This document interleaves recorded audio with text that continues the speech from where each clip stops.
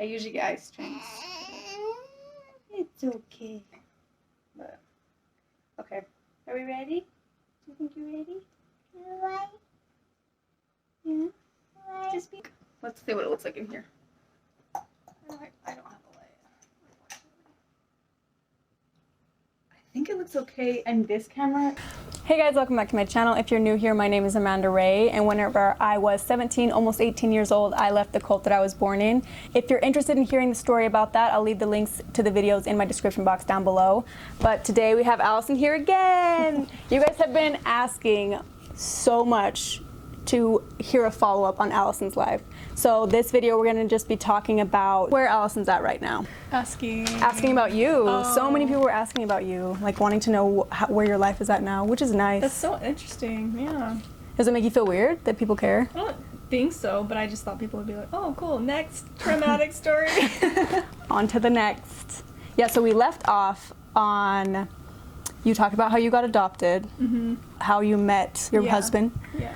Do you want to talk about how it was adjusting to the outside world and getting adopted?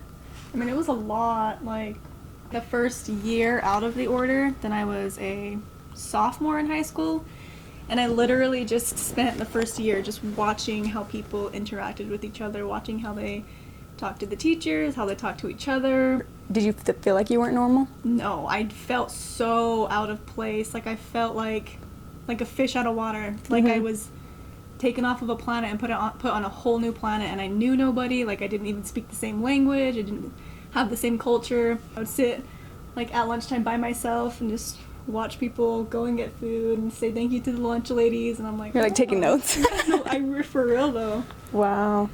I feel like I kind of was similar, except for I didn't think I was that not normal until really? I got thrown out, and I was like, whoa, like I didn't think that it would be so hard to just have a connection with a human being. Yeah, that was what I really struggled with, was I didn't know how to make friends, I didn't know how to talk to anybody. It was so hard. Because in the order, the things that you talk about in the order are so different than what normal people talk about. Yeah. And so that was the thing, I would eavesdrop on everybody's conversation, like, what do people talk about? What is normal? Yeah. And I caught myself like overcompensating, like trying too hard to make friends, and then it would like backfire. I don't even think shy is the right word. Like, I was just so... observant? Yeah, so observant, so, like, confused and curious, I guess, and so... So then how did you start dating your husband? So I didn't, like I said, I mentioned earlier how I met him in foster care when I was very fresh out of the order, and I didn't really talk to him or look at him, really. But then a year later, so a whole year had passed, and he actually messaged me on Instagram, social media, I know. And through, I think as we were talking back and forth, and we had realized that we had already met in real life. Okay. And so knowing that he already kind of met me, then I was kind of hesitant to meet him again, because I was like, oh, he might think I'm a freak. Because he met you at that phase, right? And then I'm trying to remember how it happened. We just wanted to start hanging out, but I remember I was so scared to hang out with him. I actually made my sister Sarah come with me on my first, like, it wasn't a date, but our first, like, hanging out. I made her come with me because I was so scared to go by myself, because I didn't know how. Did he think it was weird that you brought your sister? Well, he knew Sarah. Oh, okay. So that was another thing. Well, it was so hard to just kind of show up to a new school, show up to a new city, where everybody knew each other. And so when I would be like, oh, this is my sister Sarah, then they would be, it felt like everybody knew who Sarah was, and they knew Sarah's family.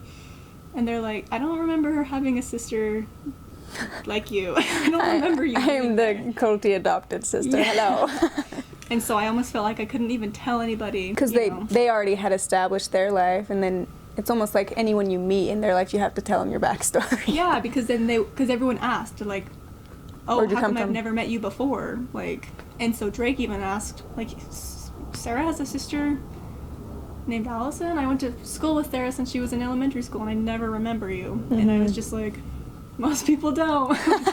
But they treated you like family, like you felt like you were a daughter to the parents. I definitely did, and I felt like I couldn't have had that type of relationship with anybody else, because, like, Luann understood me. And I remember even like, getting adopted was so, I felt like I needed to get adopted to just close that chapter of my life, like, no longer be a Collins and officially become a Cooper. Like, I needed that to kind of move on. Mm-hmm. But it was still hard. Like, it was still, closing that door was hard, and Luann understood that. Because she had to go through the same thing. She had to go through the process of leaving, so she kind of knows how to help someone coping with that. Because for me, like, my adopted family, they've never heard of the order till I brought it up to them. Yeah. So they kind of were like, well, what do you need? You know, like, we'll help you in anything you need, but we don't know what it is you need. Whereas she probably knew exactly what you needed. Yeah, and I feel like she did. And I remember, because I was still technically in foster care even when I did get back to the Coopers. Mm-hmm. Like, the conversation of adoption started happening. Then I had to meet with my whole team, you know, my caseworker, my guardian ad litem. They were kind of explaining to me, like, the process of getting adopted would mean that your parents are no longer on your birth certificate. And Luann was in this meeting, and she looked at me and she's like, that's kind of like a stab in the heart, isn't it? And so she knew. Mm-hmm. Like, it wasn't like, oh, congratulations, like, I'm so happy for you, like how everybody else was so happy for me. Right. Which, I mean, I was happy and it was a good thing, but she knew that it was going to be hard. Because it's like you're letting go of your past life, kind of. But I mean, Daniel was never on your birth certificate, but you probably had a really close connection with your mom before you left, at least at one point, right? At least at one point, yeah, and it was just hard to know that. It was kind of like divorcing your parents. Yeah. So, and that was hard to do, even though we were already separated, we were already living our different lives, but then to officially have it on paper that they were not my parents anymore, or my mom even, then it was a big step, and it was not an easy one. Right. I'm sure it's emotional, and more emotional too, because I'm sure they make you feel guilty for that, because, like, you're throwing us in the trash. Yeah, and the day before my adoption, my mom calls me and says, you don't have to go through with this, you don't have to get adopted.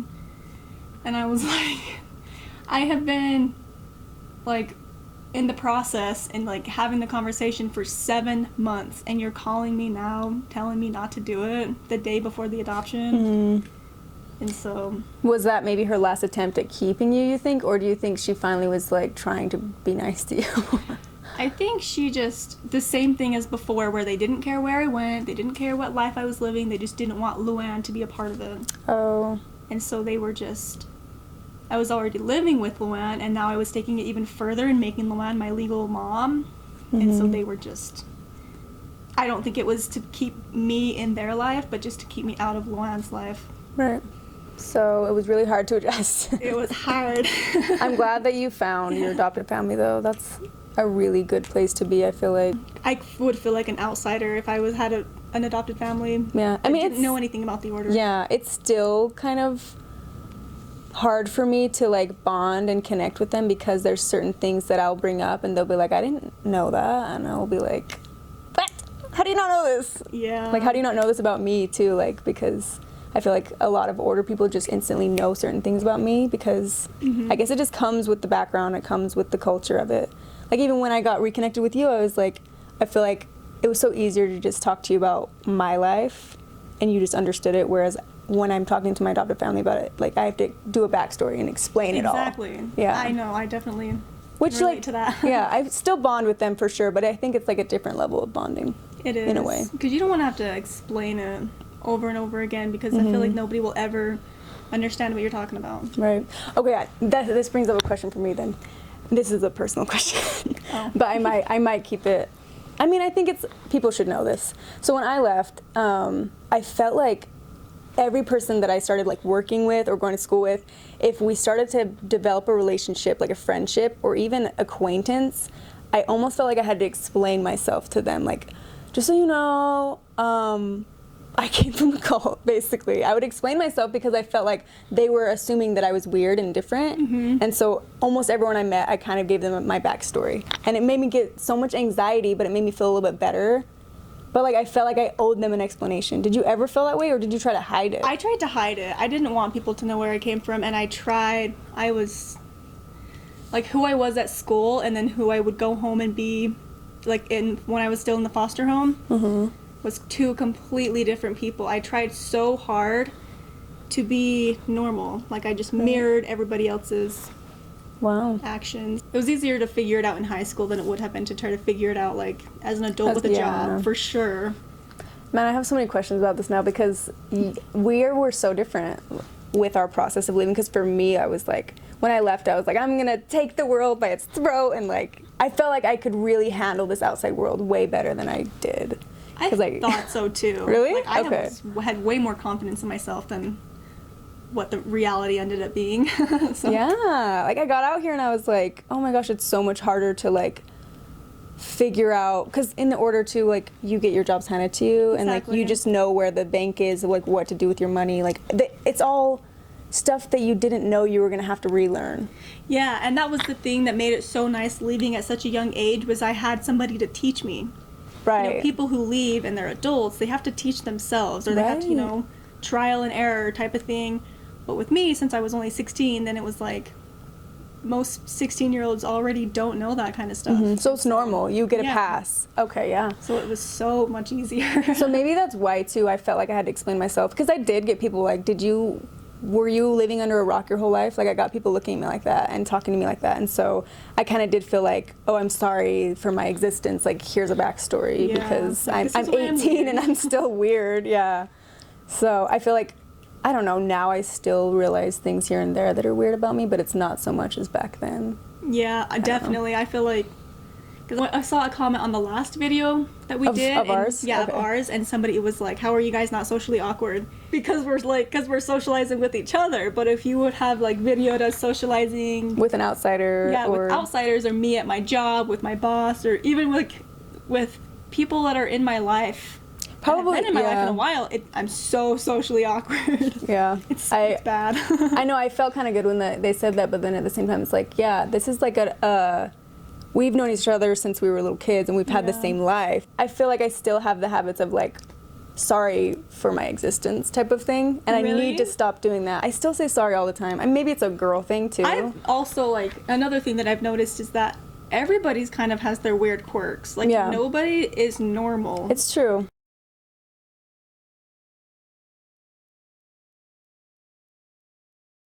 Okay, let's talk about your husband and how you. So we talked about how you met, and then you started dating, and then do you have a proposal story that you want to share? Yeah, I mean, how long ago was it that he proposed? He proposed October of 2018. Oh wow! So he proposed 3 years ago.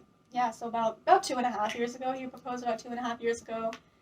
And I remember it wasn't like much of a surprise because we had kind of talked about like we wanted to get married. At that point, I was already pregnant with Damon, and so, but I just kind of told him, I'm like, if you're ever gonna propose to me, like do it where someone somewhere can take a picture, just because I want to like remember it that way. Yeah.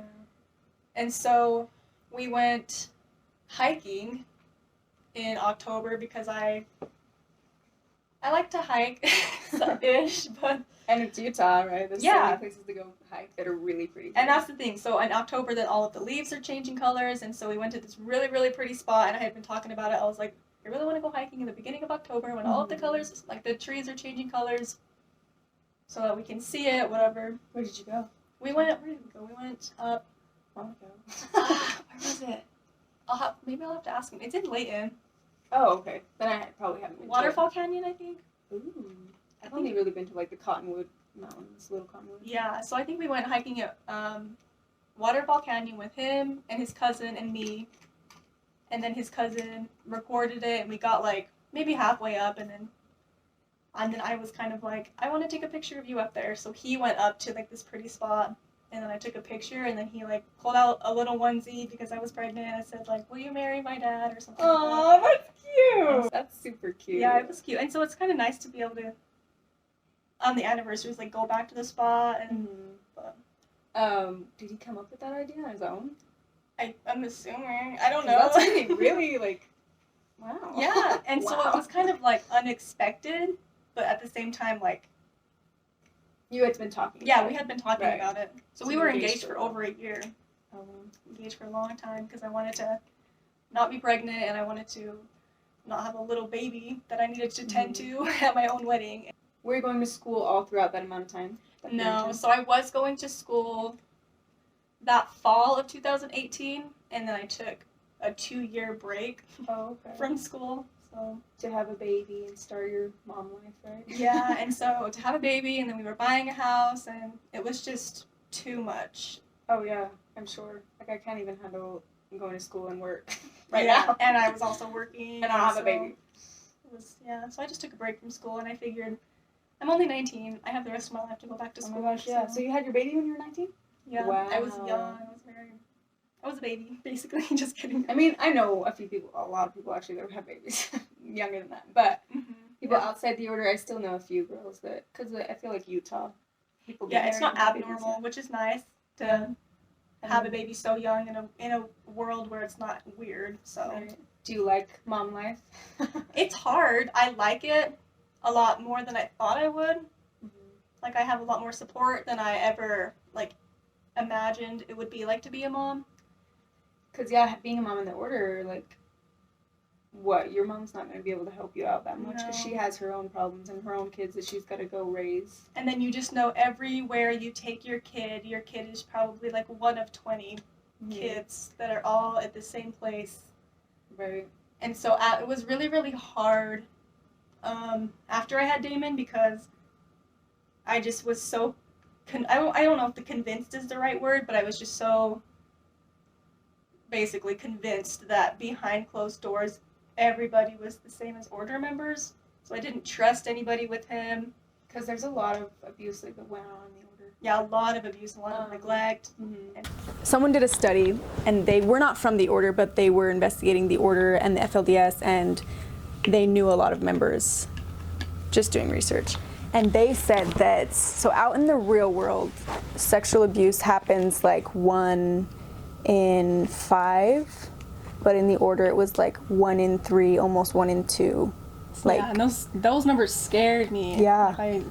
And so that freaked me out too. Like, I don't want to have a kid in the order because I know, like, I have to keep my eyes on them all the time. Yeah, and then how are you going to do that? How are you going to...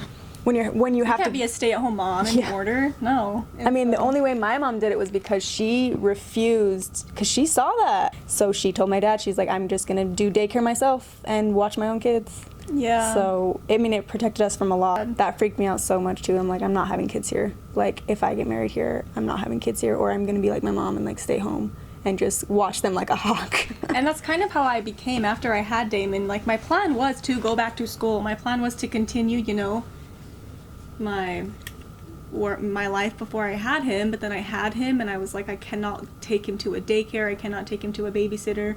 Right. Nobody's going to, what if he cries and nobody knows how to take care of him. Yeah. So, because that happened in the order all the time, where they would just, wouldn't stop crying. They would just go put him in a closet or put him in a room and let him cry. Let them cry themselves to sleep. Or worse, like hit them until they stop or, crying. Starve themselves to sleep. And so I was just so terrified. I'm like, what if that happens in real life? You know, in the outside world. You're leaving the order to try to have a better life for you and your kids, and you don't want that to happen out here even. Yeah. And so the first year, I worked at a daycare in the infant room with him. So I worked at the daycare, and I was his teacher for the first year because I was so... That's funny. I worked in daycare too. Really? It's just so familiar. Like, I was so good at it. Really? Because you're surrounded by kids your whole life. Not good at it. Really? I wasn't in the infant room though. That might be harder. I feel like I was good at it because I was in the infant room. If I was with older kids, I wouldn't know what to do with them. Really? Yeah. I loved being with the toddlers. Like, because their brains are so mush, so you can get them to be entertained by like anything. Yeah. I loved being with the babies because they were just, I don't know. It was fun to take care of someone that didn't really need to be talked to and to be didn't really need, like, they didn't have like the attention span of a squirrel like a toddler does. You didn't they didn't keep you on your toes. You didn't have to chase them around. It was a lot more peaceful, I feel like. So I really liked it in the infant room. I kind of sometimes wish I could go back to it, but they need to pay daycare providers more. I know, oh my gosh. They do not pay well. And daycare is so expensive. I know. It's like, why are you paying us so little and then you're charging them so much? Who's getting all this money? I know. I got paid $8.50 to take care of 8 toddlers sometimes. 8, because that's a law here in Utah. That's crazy. And, I mean, you don't have to add this part, but like, just so you know, but I wasn't married when I was working there, so I like qualified for state assistance. And the daycare was getting more money for having him there than they were paying me. Wow. So they were making money off of me working there. That's so messed up. That sounds like something the order would do. Yeah, I know. I think Utah needs to do something about that. And I don't think you should ever have one person over 8 kids, ever. Like, I felt like I was going crazy. Like, I finally understood my mom. I know. And, well, for the infants, it was always 1 teacher to 4 kids. Yeah, But that's a lot. If all 4 babies are crying, and they all have you poopy only have diapers. 2 Yeah, hands. exactly. So, if you plan on having more kids. so like, right when Damon was born and he was still a baby, I didn't really want more kids. But now that he's older, and I see how he socializes with other kids, and I see he's just such a social kid, and he would just be such a good big brother, that I really want to have more kids, maybe 1 more kid. Yeah, so just 2 to babies. give him that sibling. Just to, you know. Well, did you like growing up with siblings? I did, and I definitely, like, I could not imagine growing up alone. Right. Like, as an only child, but at the same time, I didn't have parents at home. So if I grew up with no siblings, I would just be at home by myself. Right, that's true. You would have just been all But alone. like with him, like, he's always gonna have somebody there. But at the same time, I feel like he needs that. You don't have the same connection and relationship with your siblings that you do with your parents, and so he right. And needs that. there's been studies too that show, like, I don't know how accurate they are, but they've said that only childs have a harder time in like group projects and like working with other coworkers, and they have more struggles with depression. So I think that giving him a sibling, or even just having him have a friend that's his age to grow up with. Another thing that's like that you kind of learn on the outside is you don't have to you don't have to birth all of your kids' friends. Right. They can have cousins who are friends. They can have friends who are friends. And they can have siblings who are friends. Just because I feel like in the order, then they always talk about, well, I had such a big family and I feel like so blessed to have a big family. I'm like, I can have 1 more kid and he's still going to have a big family. He has cousins, he has other little kids his age that I don't have to birth and raise. So Right. But having the 9 siblings, you always had a friend, you always had someone to talk to. If one of them got mad at you, you could go talk to the other one, you know? And I remember thinking that I definitely wanted to have 10 kids when I was in the order. Wow. How many did you want? I started off of wanting 10, and then I like wanted 7.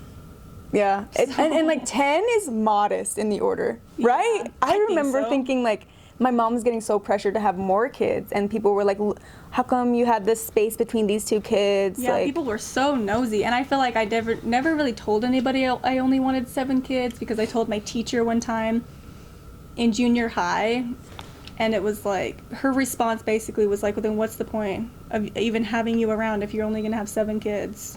oh my gosh. So you had to keep it a secret that you only wanted a modest family of 7 kids. Yep. And in 6th grade, our teacher had us do an assignment where we mapped out our kids to see, like, if we got married at 16 and immediately got pregnant, and she's like, remember, you could have to be pregnant for 9 months, and then to map out how many kids we could have before we hit the age that we were, like, couldn't have kids anymore. And some of the kids, yeah, it was like 20. I'm like, if you started at 16 and had a kid every year, you can have like 20 kids. And so I'm sure she wanted you guys to think that. I didn't ever go to that class. yeah. But like in Sunday school, of course, they would talk about, you know, and they always would glorify Paul's first wife because she had like the record of 18 kids, because she had 2 sets of twins, right? Someone said she had 2 sets of twins. She had at least 1 set of twins. Okay. Your number changed from 10 to 2. Possibly 2. Pretty That's much. good. I know, I'm to the point now where, like, yeah, mine was 10, and then it was 6 when I left, and now I'm like, I'll have 1, and I'll see if I can keep it alive. I know. See what happens after that. Oh, I want to talk more about your school. Do you want to talk about your school and Yeah, where we you're can talk going about with my that? school. Oh, like my current school?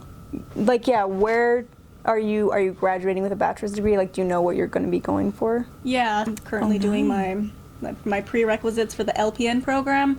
So the plan is to finish my prerequisites, go on to the LPN program, and then when I'm done with that program, I'm going to get a bachelor's in nursing Oh, that's cool. eventually. So Wow. that's the plan. You'll probably be all done with school then before you're even like 20, my age, right? Or 26? Well, I'm purposely going that route because when I become an LPN, then I can take a break from school and work as an LPN. Okay. For however long I need a break from school, and then I can go back to school and do the bridge from LPN to RN. How did you know you wanted to go into the medical field? So I just always wanted to go into the medical field. I remember even as a kid in the order, I always wanted to be a doctor back then, but now growing up, then it's so hard to become a doctor. It's so much work. Yeah. And all the doctors, well, like I know so many, all 2 of them, say that they've been paying off their debt for like 10 years. Yeah. It's a long time. I don't think, you have to be committed. Yeah, I don't think I could be that committed. Well, and it's like, because I thought the medical field is what I wanted to for a little bit, but I'm so queasy with blood. And then I heard like stories of you have to be okay with people dying and maybe you being the reason why they didn't make it, you know? And I'm like, I can't. That's why I decided to go the nurse route, because I don't think that nurses have I know nurses don't have as big of a responsibility as the doctors do. I know. You're not doing like the heart surgery and the brain surgery and like the stress. I can never be a surgeon. I can never be like the doctor who called all the shots, but I feel like I could be a nurse who the doctor told what to do. And you still get to be hands-on and being in the field, and who knows, maybe you will realize that you want to go further. Maybe. And there's just so many different things you can be as a nurse. Like I can work with babies, I can work with older people, I can work in the emergency room, I could work versatile, in the mental health field. Like I can do pretty much go anywhere. And so, do you know where you want to go? Sorry, I'm like asking for myself too. I feel like I can dip my toes in everything. Like maybe I'll do 2 years here, 2 years there. Why not? But I feel like, I don't know, I worked in high school, I did work as a CNA, so I got my certified nurse's assistant. So the work is hard, but there's different levels of nursing homes. And I worked at a level 1 home, and it was very, very easy. Like, I loved working with, I just had my little house of 8 residents. Yeah, a little community. They were all mostly independent for the most part. It was just fun. I feel like all jobs that you've had have really just been you being a caretaker for other people. Pretty much. Like, I mean, when I first left and before I had any certificates or anything, then I, worked at Subway, worked at Lagoon. You worked at Subway too? Colleen worked at Subway. Yeah, so I feel like everybody goes and works at Subway, but I worked at Subway, and then I worked as a nurse's assistant, and then I worked at a daycare. And were you like me? This is like therapy for me right now, but were you like me where I couldn't keep a job for more than 6 months? The longest I've had a job was a year. Okay. Yeah. I couldn't figure out why, and I think it was because, I don't know, why do you think that you couldn't? I just felt like, to be honest, like I kind of got bored, and then I also kind of wanted to try other things. Okay. For me, it was like, almost every job I had, I was like, I feel like I could be doing more. And I feel like this is not the kind of environment that I like. Like, I would start the job being like, oh, I love this environment, I love this job. And then towards the end of the 6 months, I'd be like, I don't like it here. Yeah, and maybe I did that to myself because I was like telling everyone, I'm from the cult. Okay, where was we at? Sorry, I got off topic a little bit. Oh, do you think that you will live in Utah forever?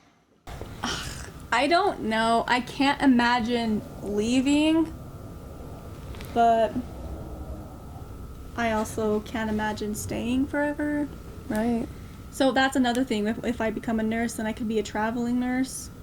So maybe I'll do that. It's like never say never, basically, is my answer to that. So I don't know.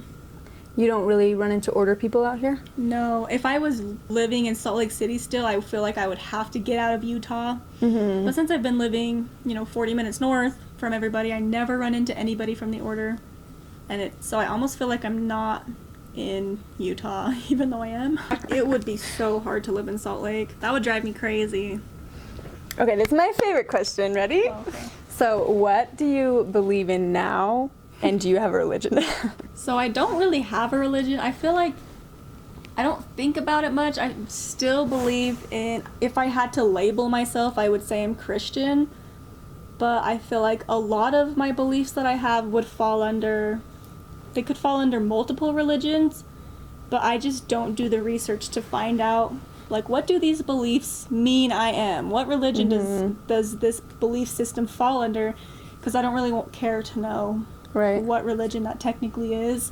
I just want to believe what I believe, because I feel like if I try to label myself a specific religion and then there's like a couple things about that religion that I don't agree with, then I either stray so far away from that religion, or I kind of try to force myself to believe everything, because I don't like to kind of, if I'm gonna, you know, give myself to something like a religion, I want to follow it 100%. You don't want to be like half in, half out. You want to Yeah, be... I don't want to be half in, half out, and so I just don't, I purposely don't find out what religion my beliefs fall under, because I don't want to be put under that pressure. Maybe one and day, labels too are so dumb, but... Yeah, maybe one day, then I will, you know?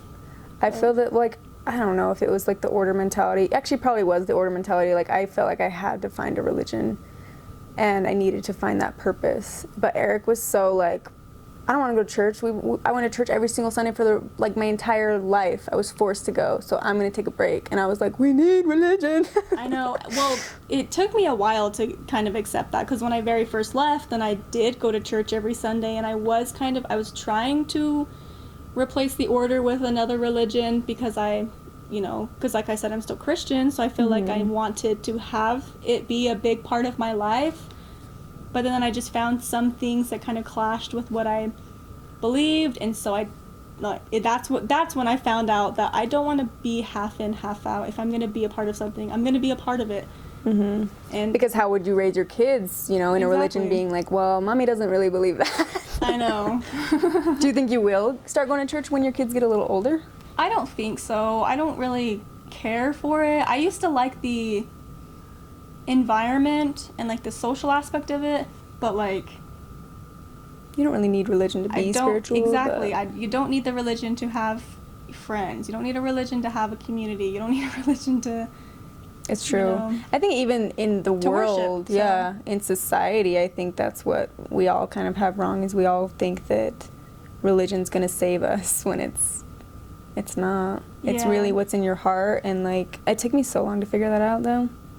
Like, I wanted a church so bad that I was like willing to just commit, but same thing, I couldn't find anything that I 100% believed in. And then I started realizing, oh my gosh, like that's something that man has created in our brains. And I don't think that I will find something that I will 100% believe in. There's always, whenever something kind of spikes my interest and I kind of reach into it more, there's something always comes up where I'm like, I don't really agree with that one thing, so this isn't for me. Well, and I feel like maybe you feel this way too. I'm still evolving my beliefs constantly. For sure. And especially going to school. And you learn more about... You learn more about religion, you learn about history, you learn about, psychology, sociology. And then your belief system's going to change. So what do you think happens when we die? I ask this question probably too much, and it's such a personal question. I kind of like to have fun with that question. Me too. Where I'm like, maybe we do get reincarnated. Maybe there's other worlds out there that we live. I don't think that it's the end. Yeah. I like to think that, like, every single life we live, we're growing, and so, like, where I get to at the end of this life is going to be where I'm going to start my next life. Yeah. I've literally thought that same thought, that because a lot of people think that in heaven we're just going to be blissfully just chilling up there, Yeah, right? I don't think that you are in heaven and then you're born here and then you just go back to heaven and then you're just chilling, living in paradise. I think you're always... progressing. There's That's always how I something feel. to learn. There's always something to live. There's always... Because once you learn, like, there's things up here that you don't even know about till you learn all of this stuff. And then once you learn this, there's also stuff up here now that you can learn because you figured this out. I don't think that the earth is the end of it. Right. For sure. So true. Maybe we'll be aliens. Maybe we'll be aliens in our next life. I know. This is like... I know I asked this question too much. Even in Malibu, we were just chilling on the beach, having a good time, and I was like, what do you guys think happens when we die? But to me, it's not depressing, but some people get super depressed talking about it. I love it, because to me, I like to kind of, like, I can, whatever happens when we die is going to happen regardless of what I believe. It's a part of life. So I'm like, might as well make it fun. Right. This is going to happen, but... And don't be afraid of it, too. So many people are so afraid of what's going to happen. Yeah, and so I also like to believe that I kind of feel like like our spiritual beings are not 100% only in our bodies. So kind of like when someone in this world kind of dies, not kind of, when they do die. 90% dead. when they're getting there.